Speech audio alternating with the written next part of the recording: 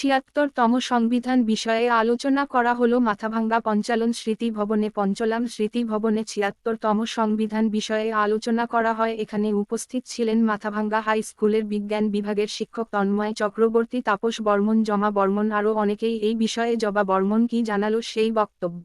কি করলেন? আজ ২৬শে নভেম্বর সংবিধান দিবস, ৭৬তম সংবিধান দিবস আমরা আজকে পালন করলাম।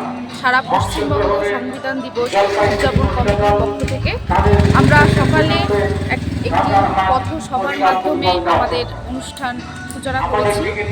এই সংবিধান দিবস উদযাপন আমাদের গত এক সপ্তাহ ধরে চলবে এবং আজকে সন্ধ্যায় আমরা এখানে একটি আলোচনা সভা রেখেছি। সেখানে সংবিধানের বিভিন্ন দিকগুলি নিয়ে আলোচনা করা হবে। ধন্যবাদ। আচ্ছা,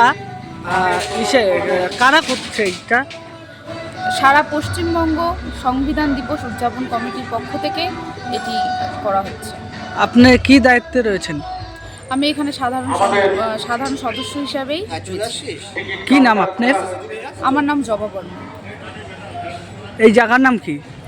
এটা মাথাভাঙ্গায়। এটা সারা পশ্চিমবঙ্গের বিভিন্ন জায়গায় হচ্ছে, তার সাথে সাথে মাথাভাঙ্গাতেও আমরা উদযাপন করছি।